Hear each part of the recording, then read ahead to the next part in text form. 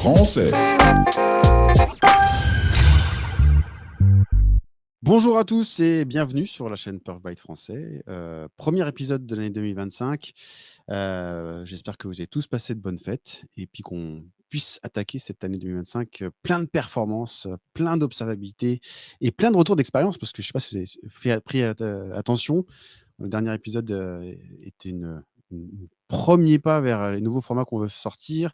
On va partager beaucoup plus de retours d'expérience, des projets, des histoires de projets et également, on va toujours continuer à faire de la méthodo si vous êtes bien entendu intéressés.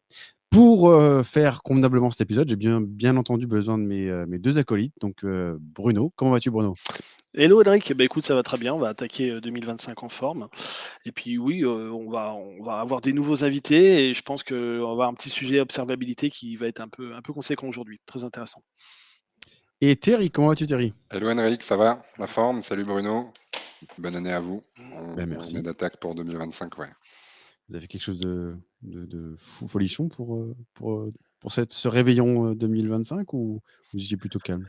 C'était plutôt calme et justement je voulais me concentrer pour l'année donc on a évité trop abuser du champagne. Mais il m'en reste encore un peu, j'ai quelques trucs à fêter encore à l'avenir. C'est ça. Bon, Mmh. ouais, parfait alors. Donc tu mentionnais qu'il y avait, c'est un épisode particulier avec où on a un invité. Alors, Bruno, dis-nous en plus. Je pense que c'est peut-être le moment d'amener notre invité. Alors, notre invité, il s'agit de quelqu'un qui travaille donc dans une grande banque. On ne va pas citer son entreprise, ça n'a aucune importance, mais qui a des connaissances très aiguës sur les problématiques d'observabilité et qui dirige une équipe de perf experts dans son entreprise. Et notre invité, il s'agit de Locke Nguyen. Bonjour Locke, comment vas-tu? Bonjour Henrik, bonjour les gars. Tous mes vœux pour cette nouvelle année. Merci. Merci pour votre invitation. Merci de me laisser l'occasion de m'exprimer et de parler de nos passions communes à tous. Moi, je dois dire que tu es dans la lumière là, il n'y a rien à dire. Ouais, ouais, tu spotlight, attention. C'est parfait. Ok. Bah, du coup, comme d'habitude, je pense que pour structurer un peu l'épisode, on peut-être peut commencer par un petit intro. Alors, du coup, parlons peu, mais parlons bien. On va présenter un peu le projet, qu'est-ce qu'il en est. Bah, Locke, présente-toi. Quelles est tes tâches quotidiennes, les challenges quotidiens sur lesquels tu es confronté? Alors, moi je suis plutôt, alors, par essence, je viens de l'observabilité, donc ingénieur observabilité depuis, ça va bientôt faire 10 ans. Donc avec toutes les virages qu'ont pris le métier, avec la croissance exponentielle des applications et de l'infrastructure sous-jacente, le changement de paradigme complet par rapport à l'infrastructure sous-jacente qui héberge nos applications et ainsi de suite. Donc je travaille moi dans l'observabilité, j'ai réussi j'ai suivi un peu toutes ces évolutions au niveau de l'observabilité, et on va en parler aujourd'hui, le pourquoi, les applications ont fait changer l'état d'esprit au sein des équipes, qu'apportent les nouveaux outils d'APM, quels sont les gros challenges qu'on a rencontrés. Donc, est-ce qu'il faut multiplier tous les produits de d'observabilité et de monitoring, de supervision, ou est-ce que c'est plus judicieux de miser sur un seul? Alors du coup, parce que du coup le secteur de l'observabilité, APM, monitoring, on a tellement une terminologie qui a évolué au cours du temps. On était passé sur, du monitoring un peu, on va dire simpliste Technique. et ouais, technique, ouais, même moi je dirais, même très, très simpliste en fait, parce que finalement on était plutôt sur des métriques, avec beaucoup de une très forte granularité, c'est-à-dire, peu de data points.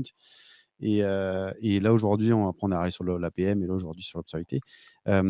Pour toi, Locke, est-ce que vous avez subi un changement au cours du temps ou comment ça s'est passé? Il y a eu différents outillages? Quels sont les outillages d'ailleurs, qui est utilisé? Alors, oui, effectivement, il y a eu beaucoup de changements d'outillage. Après, il y a aussi, alors, faut, faut, être très honnête. C'est après derrière ça, il y a aussi une question de coût, surtout dans une banque où tout euro investi doit être rentabilisé. Donc il y a les histoires de coûts, les histoires heu, de projection dans l'avenir, de direction que l'on veut prendre. Mais en fait, pour schématiser, moi je te dirais que, heu, l'observabilité, il a suivi un peu, les Kuchosi. On était sur une observabilité, très bas level au niveau, je dirais, métrique. Alors on se contentait de faire un code faire un Linux, on se contentait des métriques très orientées CPU et ainsi de suite. Au jour d'aujourd'hui, et je pense que tous mes collègues et toutes les personnes qui travaillent dans l'observabilité, ils te vous diront tous, il faut capitaliser sur l'application. Parce qu'en termes de budget, c'est l'applicatif qui paye. Mais alors, parce que du coup, là, vous aviez une stratégie plutôt infra par le passé Non, pas le et là, passé, ouais, vous avez migré sur une stratégie, plutôt, bah, APM, enfin, plutôt applicatif, quoi.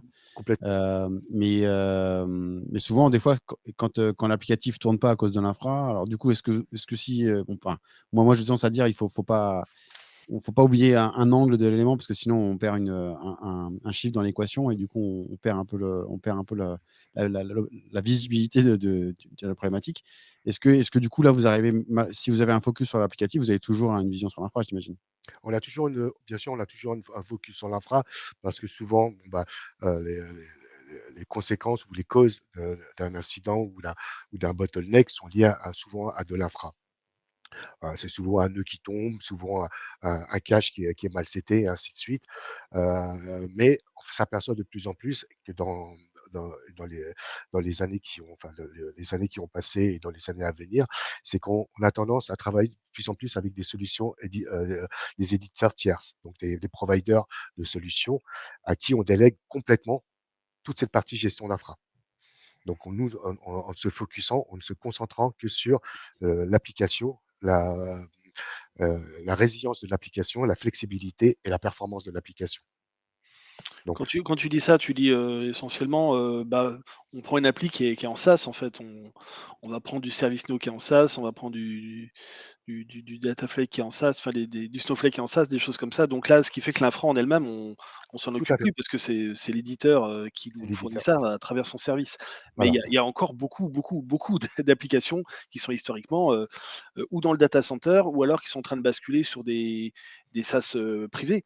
oui, Voilà, complètement. donc il y a quand même Voilà, c'est ce genre pour de ça qu'on choses. est obligé voilà, même si on s'oriente vers des solutions de plus en plus, SaaS, provider, par essence, en fait, et ça, bon, je vais vous donner juste l'exemple de la loi de programmation militaire de 2017 qui oblige toutes les industries des secteurs sensibles français à travailler dans une bulle en interne qui soit complètement, qui a la capacité de travailler, déconnecté de l'internet. Ça a été introduit en 2017, donc que toutes les, voilà, c'est le principe, c'est les applications critiques d'une entreprise qui font partie des secteurs sensibles français doivent avoir la capacité de travailler en mode standalone, isolé d'internet complètement. Donc qui dit isolé, dit effectivement une infra à gérer, dit effectivement des équipes dédiées pour ça et ainsi de suite. Alors du coup, bah, là, j'ai une question qui me vient en tête, mais je pense qu'on abordera la problématique plus tard, hein. Mais parce que du coup, là, il y a eu quand même la réalité du marché, c'est que tout le monde part sur des provisions de machines, dans le cloud. Quand on a une coupure internet, enfin, comment dans ces cas, dans cette régulation qui a été introduite en 2017, comment vous avez été obligé de faire des vous avez obligé d'avoir une option cloud privée, que vous hébergez vous-même ou enfin, Complètement. d'accord. Oui, effectivement, donc c'est, déjà, quand on contacte quand on lance une étude de marché ou on lance un appel d'offres, heu, typiquement, en fait, il faut que les éditeurs soient capables de répondre à ce besoin spécifique. Typiquement, des solutions, je dirais, complètement, opérationnelles comme Datadog n'ont pas pu être éligibles du fait de leur incapacité à fournir une solution complètement, standalone et complètement managée en local. OK, alors D'accord. disons les choses, hein, de toute façon, on n'a pas encore prononcé le mot, mais de toute façon, ta banque a rhabillé tout du sol au plafond C'est avec pas ma banque. Dynatrace. C'est Enfin, pas ma ton ton c'est mon employeur. ton employeur à rhabiller tout du sol au plafond avec Dynatrace, que les choses soient claires. Tu disais juste avant, enfin un peu avant, que de toute façon la progression dans l'entreprise, ça avait été la suite du modèle OSI. Donc on a commencé avec de monitorer de l'infra couche basse. Donc essentiellement, on monitorait des ressources à l'origine, donc du CPU, de la mémoire. Parfois, est-ce que le réseau fonctionne, des choses comme ça. Et puis au fur et à mesure, on a progressé, on est monté dans le modèle OSI pour aller monitorer un peu de l'application. Et puis maintenant, on s'amuse à monitorer ce qui se passe du côté du clic utilisateur dans son navigateur. Donc on sort de l'appli, on va directement très très haut. On est dans le front, hein, c'est quand même très intéressant. Peut-être qu'un jour, on va monitorer directement ce qui se passe dans le cerveau du gars. Je pense que ça sera encore plus simple. Non, donc par rapport à tout cela, donc ton entreprise a fait le choix de mettre en place un outil, donc Dynatrace, et a fait le choix de couvrir toute l'entreprise avec. C'est ça, c'est que est-ce qu'il y a des zones où encore en couche basse ou en couche haute, il y a d'autres outils, ou est-ce que Dynatrace a vocation à couvrir toutes ces zones-là? Alors, je te dirais que oui, effectivement, Dynatrace a vocation à couvrir tous les périmètres.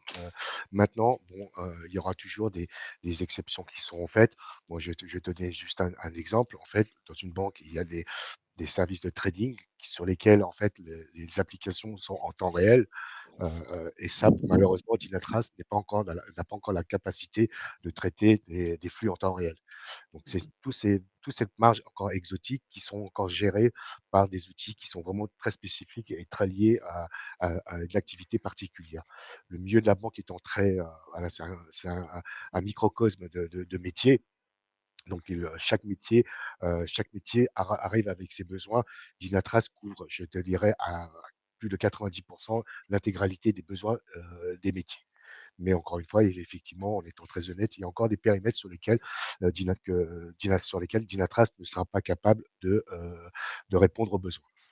Et du coup, moi, quand je pense à banque, je pense à mainframe. Enfin, je sais pas pourquoi dire je pense à mainframe, mais bon, Rien à c'est voir. parce que mais du coup, là, dans un contexte mainframe, du coup, la solution, enfin Dynatrace, est-ce que comment vous arrivez à avoir une visibilité sur vos mainframes? Est-ce que vous avez des solutions spécialisées pour ça? Ou est-ce que Non, justement, ça a été un peu le challenge, en fait, le partenariat fait avec Dynatrace, c'est que, bah, c'est de pouvoir comment, ils étaient complètement d'accord avec la stratégie qui avait été, prise par les dirigeants de la banque, couvrir tous les aspects. Donc typiquement, bah, si tu me parles du mainframe, aujourd'hui, le mainframe est couvert. On couvre à la fois les transactions et à terme, on va couvrir aussi toute la partie infrastructure et log des applicatifs du mainframe.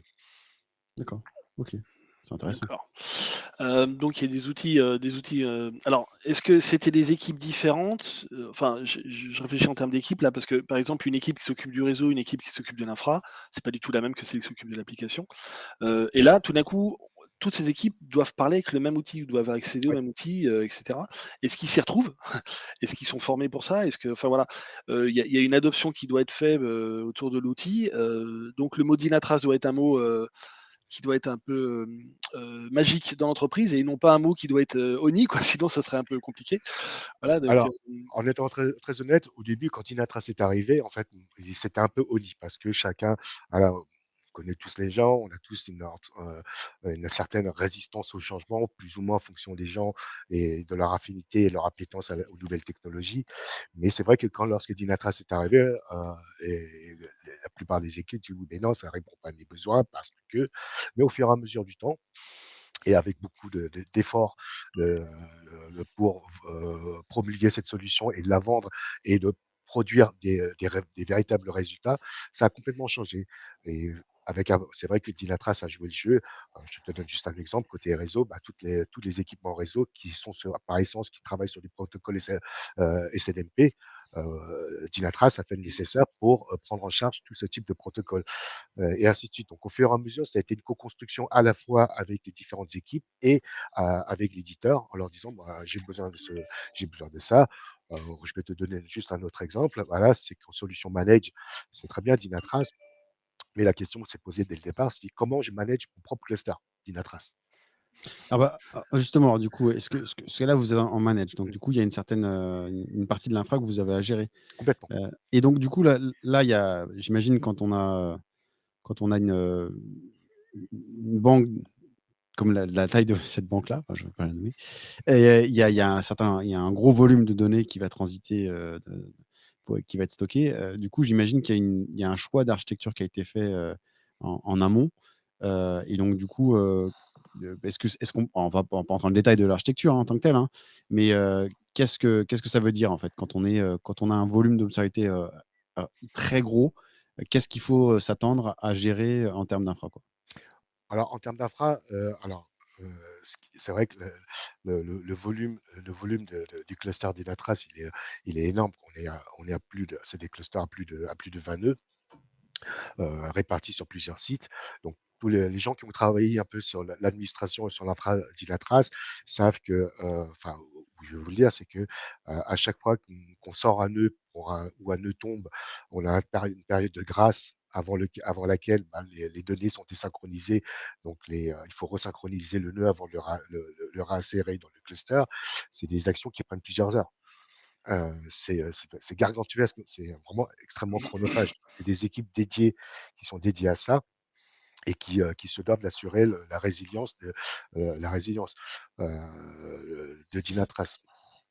Alors c'est intéressant ce point-là, parce que là, bah, bon, là, il y a une contrainte qui est liée au fait que ce soit propre à la régulation qui fait que vous êtes en manage. Mais au final, finalement, quand je vais prendre un service SaaS, full SaaS, dans le cadre d'Observabilité, hein, du coup, ça me permet quand même d'éviter d'avoir à gérer toutes ces tâches qui sont quand même chronophages et qui ne sont pas anodines quand on se lance dans l'aventure de tiens, je vais tout faire en self-hosted chez moi, quoi. Alors, il faut savoir qu'on a des contraintes d'un point de vue RGPD, c'est vrai. Mais on a aussi des contraintes vis-à-vis de la COB. Les banques étant liées à la commission aux ordres boursiers, on a des contraintes fortes qui sont liées à la COB qui nous demandent de faire des exercices réguliers de résilience et ainsi de suite, au même titre que la LPN nous a imposé de travailler dans des réseaux complètement ultra sécurisés, complètement isolés. Donc il a fallu réinventer un peu tout et demander en fait à adapter tout l'outil et à mettre toute l'architecture nécessaire pour répondre à ces besoins-là. C'est vraiment des successions de contraintes régulatoires et boursières qui nous obligent, nous, vraiment à penser à un design vraiment adapté à nos besoins. Et en termes d'infrastructure, effectivement, pour éviter aussi de construire des usines à gaz, parce que derrière ça, bah là, il faut que ça soit facilement opérationnel et qu'on puisse facilement maintenir la solution. Donc, c'est quelque chose d'assez gargantuesque, oui. Et du coup, là, j'y pense parce que du coup, Heu, quand vous avez des montées de version, parce que quand on va manager son infra, il faut faire des montées de version, hein, sur les Ouais. produits, hein. Du coup, j'imagine que vous avez des environnements, bah, alors je sais pas comment les nommer, hein, QA ou test ou pré-prod ou je sais pas quoi, qui vont être là pour entre guillemets «valider les scénarios de montée de version».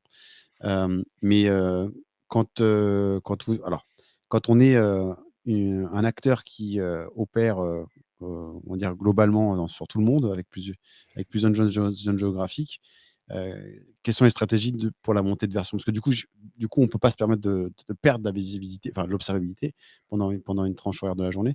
Donc comment vous faites là pour faire tes montées de version? Alors, les montées de version, en fait, elles sont testées sur les environnements qu'on appelle les environnements de bas, donc de non-production. Donc, que ce soit du développement, du staging, de la sandbox. On fait en fait un schéma traditionnel, on fait évoluer les versions des agents sur ces environnements du plus bas vers le plus haut, sachant qu'ils ne sont pas forcément ISO, voilà, on le sait tous. On n'a pas forcément un environnement de dev à l'image de la prod, donc il y a toujours ce risque-là. Là, tu as complètement raison. Se rajoute en plus la partie gestion sur les 3 régions. Donc en général, ce qui se passe, c'est que comme l'Europe, enfin, pour nous dans notre cas de figure, l'Europe ayant pris le lead sur le sujet, c'est plutôt l'Europe qui fait toutes ces opérations-là et ensuite les autres régions, les autres régions suivent. Alors du coup, c'est, comment ça, parce que là, du coup, comment ça se passe? Parce que les applications, elles sont hébergées, j'imagine, en fonction des régions? Parce que je pense Oui. qu'il y a des régions qui souhaitent avoir des applications qui leur sont propres. Local, ouais. Heu Mmh. et du coup, pour l'observabilité, est-ce que c'est de la même manière? Est-ce que vous avez un tenant global pour tout le monde? Ou est-ce que vous avez des scindés avec dire: «Bah, tiens, ça, c'est, pour, la région APAC, enfin, pour la région Australie, Asie, ça, ce sera plutôt pour la partie États-Unis». Enfin, Alors comment ça s'est déroulé ça? alors oui, effectivement, tu as raison, à un moment, on s'est posé la question, comment on allait gérer un peu l'intégralité de toutes ces applications. Dans le monde idéal, on aurait aimé dire: «On met tout dans le même tenant, dans tout le même cluster», comme ça, les données peuvent être partagées et que derrière ça, l'exploitation de la donnée est beaucoup plus facile. Mmh. Malheureusement, la réalité nous a imposé, la réalité des infrastructures et des différentes lois locales nous ont imposé de scinder complètement les clusters. Donc il y a une sectorisation par région. D'accord. Du coup, vous avez un il y a quoi? Il y a un secteur Europe, enfin, si j'imagine, il y a un secteur pure France, pure Europe. Voilà, Ah, alors il y a un secteur, EMEA, un autre EMEA pour l'Europe, APAC pour, l'Asie-Pacifique et un dernier pour, AMER, donc American, no is North America. nord-américain, North OK, donc American. tu as pas LATAM, quoi. Et Si, donc tu parlais de Ah, la pardon. alors LATAM est une division, est un tenant de North America. Thierry? Tu parlais de RGPD, de loi locale, du Oui. coup, comment, donc vous avez en fonction, des règles RGPD, c'est comme ça que vous avez décidé de séparer les clusters? Pas seulement les règles RGPD, mais plutôt en fonction des lois locales. Je vais juste te donner un exemple. Quand il a été question de construire le cluster aux États-Unis, très vite, en fait, c'était pendant la précédente présidence de Trump, où il y avait une espèce de guerre entre les États-Unis et équipementiers chinois. Donc, on a été obligé de trouver des locaux techniques vierges de quelconque équipement chinois.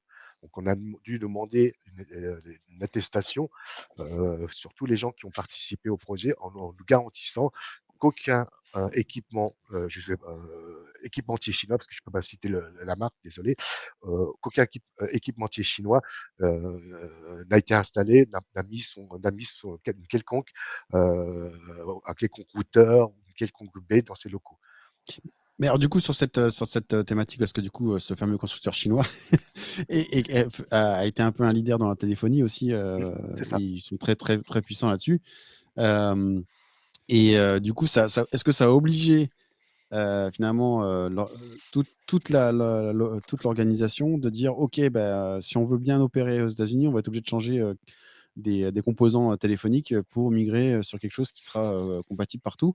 Ou vous êtes dit: «Bon, bah, sur le reste du monde, on utilise, des composants, de ce fournisseur-là, et puis sur les zones États-Unis, on va faire du coup». Nous, on avait deux stacks, à maintenir, pour gérer tout l'intégralité des communications. Alors, en général, en fait, on n'essaie pas de plus être royaliste que le roi. Donc, on a eu les American Rules qui ont été très stricts.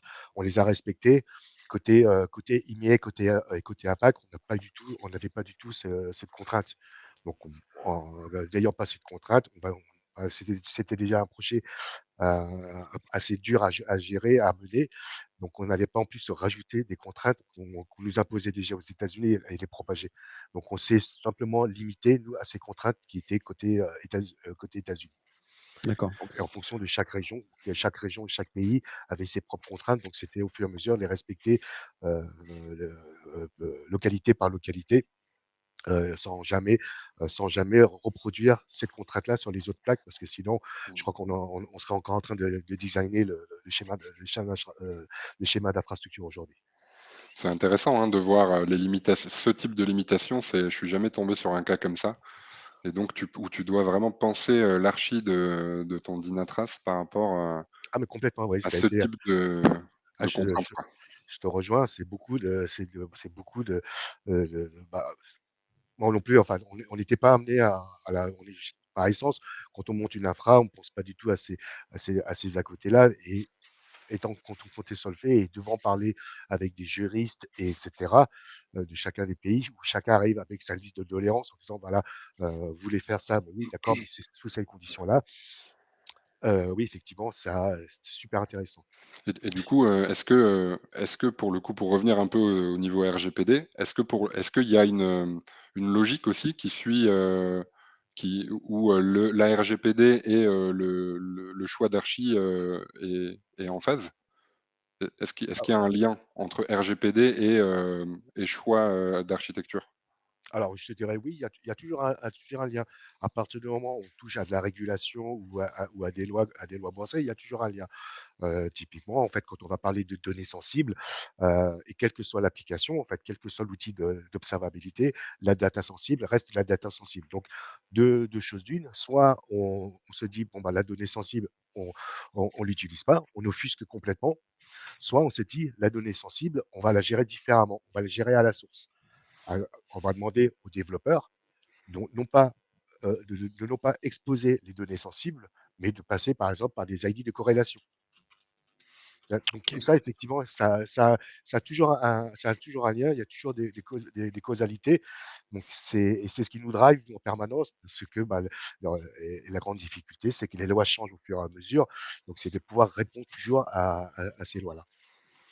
Je voudrais revenir un peu, si tu veux, sur la partie, déploiement d'infra Dynatrace parce que l'infra Dynatrace se déploie, elle doit être adhérente, on va dire, à ce qu'elle doit monitorer. Donc si l'entreprise a des data centers historiques, on a une infra Dynatrace, donc on a vu qu'elle n'était pas en SaaS, hein, chez vous, donc elle est en manage, donc elle a une infra Dynatrace qui doit être, proche de ça. Si l'entreprise, par contre, bascule sur du cloud public ou privé, hein, imaginons du cloud privé qui arrange un peu tout le monde, et ce qui permet de solder un peu cet historique matériel pour passer sur des choses dématérialisées. L'infra Dynatrace doit aussi être compatible, donc aussi pouvoir basculer de l'un à l'autre, voilà. Donc comment ça se passe dans ton entreprise? Est-ce que Dynatrace est sur les deux, sur l'un, sur l'autre? Comment ça bascule? Comment ça fonctionne? Alors pour l'instant, c'est sur l'un. En fait, effectivement, à terme, je pense alors, non, on sera jamais en solution 100% SaaS du fait de ce qu'on vient d'évoquer pendant les minutes passées. On va tendre vers plutôt par des solutions hybrides où on aura un cœur en manage et des satellites en SaaS. Et maintenant, ça va être toute la discussion à mener avec Dynatrace, et c'est de savoir comment je fais discuter un agent qui est en cœur avec un agent qui est en SaaS. Est-ce que ma solution manage, elle peut discuter avec une solution Grail et vice versa? Alors, moi, je voudrais juste, justement, je sais que dans le cadre des États-Unis, notamment, il y a tout un programme pour certifier, parce que pour être, par exemple, dans une zone gouvernementale ou militaire aux États-Unis, il faut que ce soit hébergé sur un provider qui est aux États-Unis, mais qui dispose de règles de sécurité, bref, fortes par rapport aux contraintes qui sont propres aux États-Unis. Et donc là, actuellement, il y a toute une démarche qui est faite de certification, qui permet justement d'offrir du SaaS à ces genres d'acteurs, en respectant les contraintes associées. Et donc là, pour revenir au domaine bancaire, si par exemple la France avait ces mêmes démarches, ou l'Europe, parce que c'est plutôt lié à l'Europe, est-ce que du coup, s'il y avait une certification, entre guillemets, sur dire, bah tiens, il y a un provider cloud qui respecte ces régulations, et du coup, on va mettre une solution et on va valider que cette solution, elle respecte la certification ou je sais pas ou la norme. Et du coup, ça permettrait, par exemple, à un acteur bancaire de utiliser pleinement une solution SaaS plutôt qu'à gérer toute ce manage qui induit forcément des tâches assez lourdes. Alors, j'ai pas la réponse à ta question, mais je vais te poser une autre question. OK, Alors, en normand, allant quoi. en allant dans ce type de solution, on va parler de la responsabilité de la donnée. Je mets les données de mes clients qui sont confidentielles parce que ça peut être des informations bancaires, des informations personnelles, ça peut être des données extrêmement sensibles pour les entreprises et des données de santé.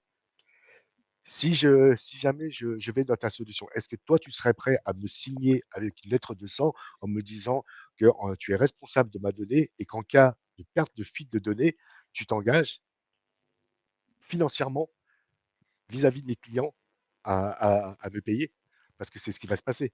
Si jamais il y a une fuite de données quelle qu'elle soit, c'est non seulement c'est l'image de la société qui en prend un coup et c'est tout ça derrière. Bien entendu, ouais.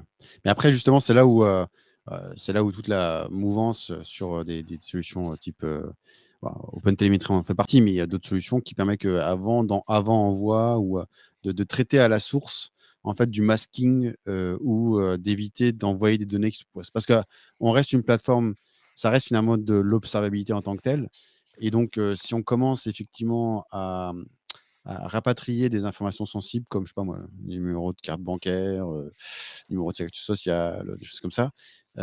Du coup, c'est stocké effectivement, indirectement, ça sera stocké dans la plateforme.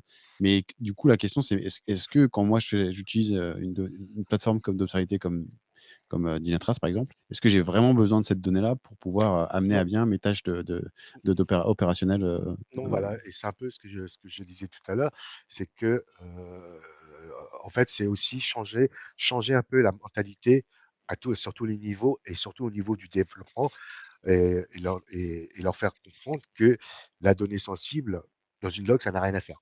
Je te donne juste un exemple. Mettre des données sensibles sur des logs, ça n'a aucun sens. On va plutôt utiliser des solutions d'ID de corrélation qui seront stockées ailleurs, dont certaines personnes bien identifiées auront les clés d'identification. Et c'est justement la, la garantie qu'on ne, en aucun cas, on ne pourra perdre de la donnée, on pourra perdre de la donnée sensible. Mais Mmh. maintenant, c'est comme tout, ça prend beaucoup de temps et ça prend beaucoup d'énergie et beaucoup d'argent. Donc c'est un trend qui va être amené, je pense, dans les années à venir. Je pense que tous les acteurs récemment, Free a perdu, s'est fait hacker, a perdu énormément de données bancaires. Mais voilà, c'est toutes ces genres de choses qu'il va falloir travailler et, évangéliser, mais j'aime pas trop le terme, Si. à tous les niveaux, à tous les niveaux des acteurs pour une application, que ce soit le développeur du développeur jusqu'au DBA. Alors du coup, ça veut dire qu'au final, est-ce que au final, quand on fait la démarche de dire: «Tiens, je vais mettre une stack d'observabilité globale pour mon entreprise», est-ce que déjà en amont, bon déjà il y a la phase d'adoption on a brièvement abordé en tout au début. Est-ce que derrière aussi, j'ai pas des tâches en amont de dire: ben on a fait des choses jusqu'à présent parce qu'on était un peu dans un endroit fermé et on veut s'orienter vers quelque chose qui est un peu plus ouvert. Donc du coup, j'ai des tâches à faire en interne et donc dois sensibiliser tout le monde pour dire, «Arrête de faire de loguer n'importe quoi ou d'inclure, des détails dans des spans, dans des traces, qui n'ont pas de sens et qui pourraient être, justement un problème de fuite de données, quoi». Ah mais complètement, complètement. C'est tout le travail, qu'on mène au quotidien et je te dirais que c'est à la limite une grosse partie du travail en tant qu'ingénieur observabilité. On n'est pas seulement, on n'est pas seulement garant de la, du monitoring et ainsi de suite, mais ouais, on est aussi garant des best practices et on se doit d'être, acteur et force de proposition afin de faire avancer les choses. Et Mmh. et toute cette notion de sécurité et ainsi de suite, ça voilà, tout le monde au jour d'aujourd'hui, tout le monde en est complètement conscient. On ne peut pas se permettre de mettre n'importe quoi, mais c'est réapprendre à gérer les choses différemment. Donc bon encore, quand les applications sont en local, ça va vite, on travaille avec la souris. Mais quand on travaille avec des applications éditeurs, là, c'est un peu plus touchy à leur faire comprendre que, bah, il faut qu'ils arrêtent de coder comme ça et on a besoin qu'ils fassent différemment. Bah, souvent ils sont pas enclins à le faire. Ils disent: «Oui, mais si on le fait pour vous, ça va nous coûter tant». On leur dit: «Non, non, si vous le faites pas, on va changer d'application». Donc c'est toujours un combat avec eux, c'est toujours une discussion ouverte avec eux, enfin ouverte, avec les éditeurs tiers. Donc Revenons sur, l'adoption de l'outil là. L'idée c'est de se dire, parce qu'au début j'ai dit voilà, on met un outil qui va être un peu full stack et donc tu as des équipes, prod, infra qui se collent à cet outil-là, mais comme il est full stack, il y a aussi des équipes applicatives qui s'y collent et des équipes métiers qui s'y collent, voilà, donc on a affaire à des populations différentes qui vont être sur le même outil, qui vont pas avoir le même besoin, qui vont pas regarder la même chose, mais qui sont sur le même outil. Déjà, faut les former, hein, j'imagine que c'est pas si magique que ça. Faut les sensibiliser, les former pour qu'ils utilisent leur partie. Faut pouvoir les connecter sur la bonne appli parce qu'il y a une notion de droit qui doit être un petit peu gigantesque, vu que toutes les applis qu'il y a, dans les mêmes clusters, dans les clusters. Est-ce que l'outil transforme l'entreprise ou est-ce que l'outil, on va dire, modifie un peu la structure de l'entreprise, la manière dont l'entreprise fonctionne? Est-ce que ça a un impact sur, les équipes d'infra, les équipes de prod, les équipes de dev? Voilà. Est-ce que l'outil full stack, est-ce que lui, il a vraiment un impact sur la manière dont les gens fonctionnent au quotidien, quoi? Alors, je te dirais oui, il a un impact sur le day to day des différents acteurs, mais alors avant même de répondre à ta question, je te dirais qu'il y a encore une notion qui est encore plus importante quand on commence à travailler avec des outils des outils comme Dynatrace qui sont censés desservir toutes les équipes, c'est avant tout comprendre le besoin des équipes. Et là, un gros travail de l'observabilité et c'est quelque chose qu'on n'avait pas il y a quelques années. Côté observabilité, on disait tu monitores une application, tu monitores les serveurs, Ouais. point barre.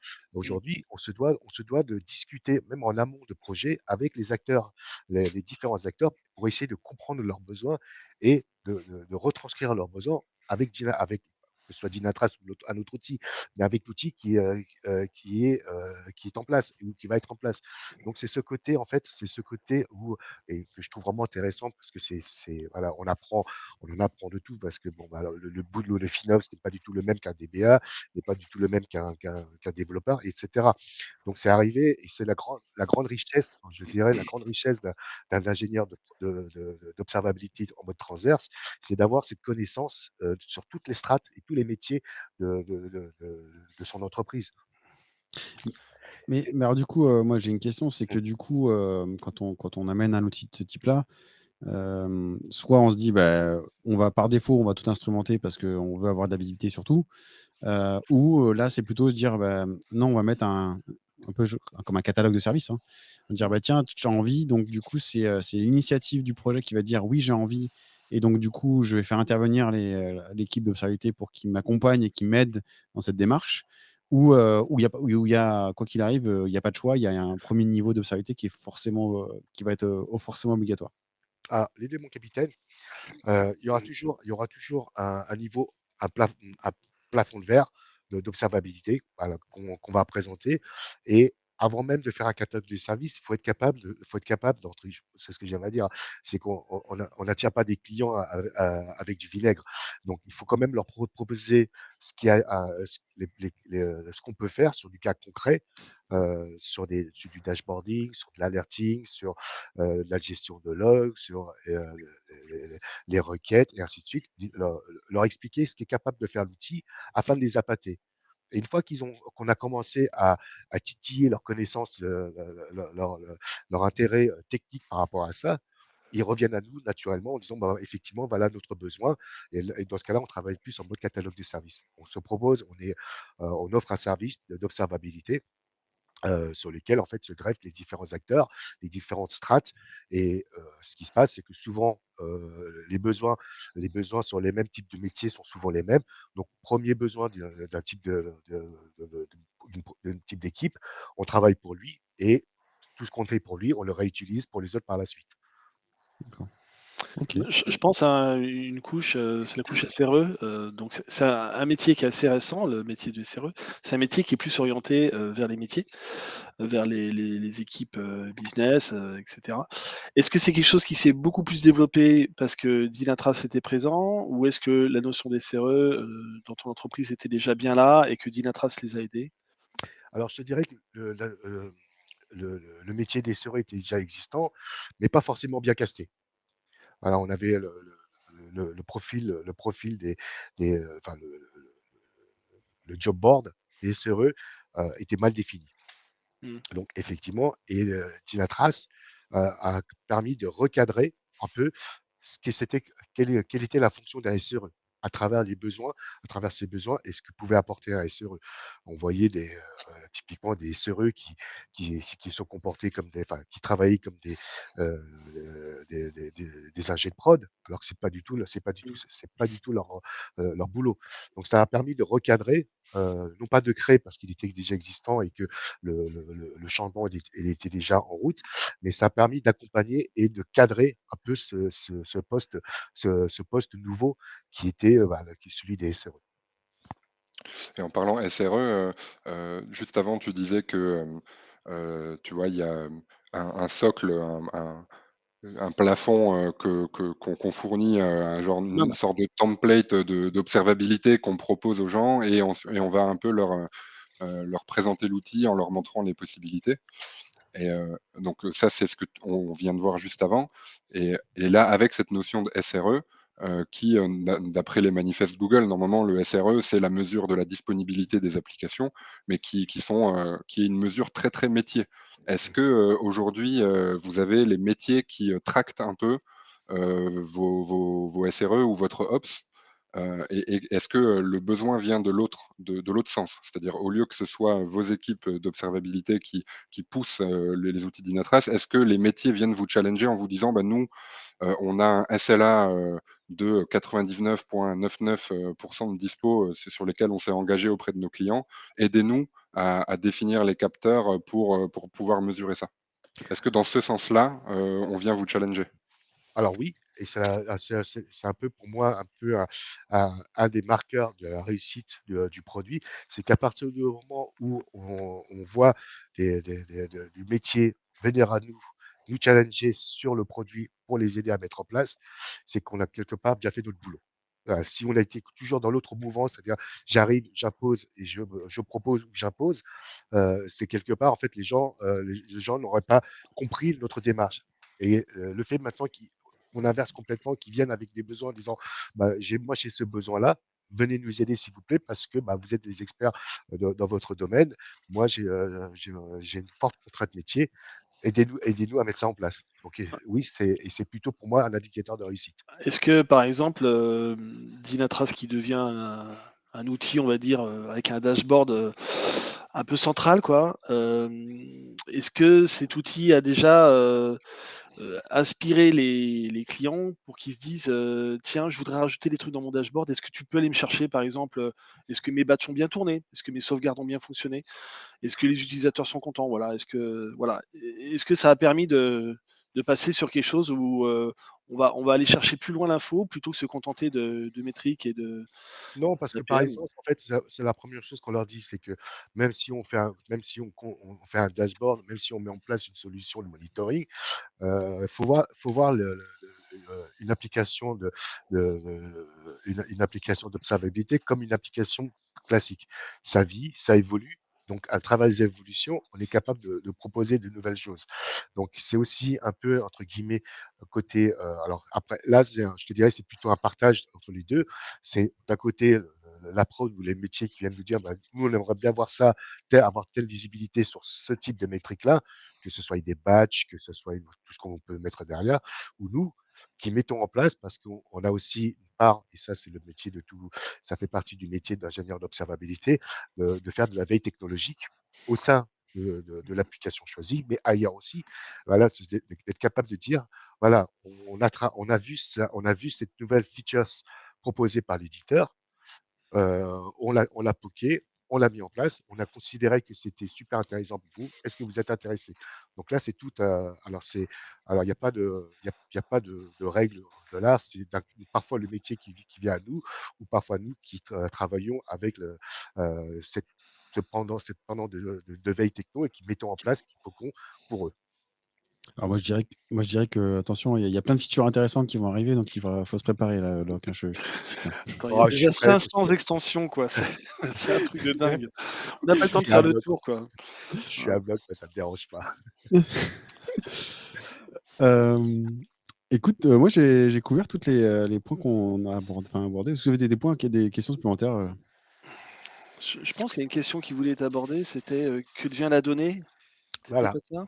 Que c'est devient ça. la donnée? Ah oui, Et effectivement, on n'a en pas touché conclusion cette partie-là. Mmh. Voilà, en conclusion, en prologue, sur le métier d'observabilité, moi, ça fait quand même une paire d'années que je travaille dedans et le pendant de l'observabilité, c'est de produire de la donnée et souvent, c'était de la donnée qui était morte. Elle était stockée dans un coin, archivée. on n'en parlait plus. C'est pas grave, la régulation veut qu'on les garde pendant 10 ans. On va les garder 10 ans, mais on n'en faisait rien. Aujourd'hui, le paradigme a complètement changé et ça va changer complètement le métier d'observabilité. C'est avec la donnée qu'on fournit, est-ce qu'on ne peut pas l'exploiter? Et comme par hasard, depuis un certain nombre d'années, on commence à parler d'IA, de moteurs de moteurs de recherche multiples et ainsi de suite.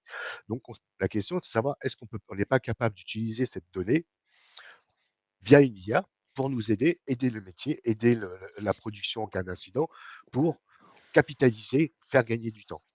Donc il y a Dynatrace qui le propose à travers Davis, mais bon, avec les limitations qu'il peut avoir. Mais je parle plus globalement, il y a plus global qui serait capable de taper sur tous les données fournies par Donc l'observabilité. on pourrait entraîner un modèle de langage avec les données des 10 dernières années de la prod pour que Ouais, le modèle soit entraîné à comprendre le fonctionnement de notre prod c'est ça, à exactement. des fins diverses, quoi. C'est quand même. Alors, il faut savoir que c'est ce genre d'idée, en fait, c'est en cours d'implémentation. Il y a déjà des tâches qui sont faites dans ce sens-là. Et notamment, il y a tout. Enfin, par contre, ça requiert la nouvelle infrastructure. Mais oui, effectivement, d'avoir quelque chose qui est de l'accompagnement. Je pense que tout le monde, il y a beaucoup de personnes, même si ils n'ont pas conscience, mais ils utilisent ChatGPT ou solutions équivalentes dans leur vie quotidienne. Et du coup, pourquoi pas avoir un équivalent pour driver son analyse ou driver sa compréhension d'une anomalie, quoi. Mhm. C'est un peu l'équivalent de Copilot qui est intégré à Microsoft quelque part. C'est On ça. a Ouais, un moteur, un LLM qui est intégré à nos données d'entreprise, mais sur des outils d'APM. Mais d'ailleurs, ceci dit en parlant, tout le monde fait son copilote style, hein. Tricentis, je crois qu'ils ont annoncé un copilote, je sais pas quoi. Ouais. Microsoft aussi, et nous aussi. Je crois que si aujourd'hui on n'a pas un copilote, on est has-been, je crois, j'ai l'impression. Bah, écoute, j'ai essayé le copilote de Dynatrace, il permet de écrire des requêtes pour Grail, hein, voilà, il est efficace, donc on lui demande quelque chose en langage naturel, il nous répond une requête type DQL, voilà. Si c'est pas un copilote du type y a-t-il un pilote de l'avion, ça devrait aller, quoi. Voilà. mais en fait, c'est un peu le reproche que je fais à chacun des éditeurs, c'est qu'effectivement, chacun travaille sur son copilote. Donc, on en a pour le développement, on en a pour Dynatrace, on en a pour Office, mais à la on n'en a pas pour l'observabilité globale. Quelque chose qui va me gérer de la log, de la base de données, de la métrique en time series, et ainsi de suite. C'est là où il faut faut passer en SaaS. Mmh. Parce Ouais. que avec Grail, la problématique, surtout qu'en fait, on est en train de le mettre partout. Et du coup, après, ça va permettre de Moi, j'attends justement une solution en SaaS qui soit capable aussi de gérer les données en time series sur les nœuds Cassandra.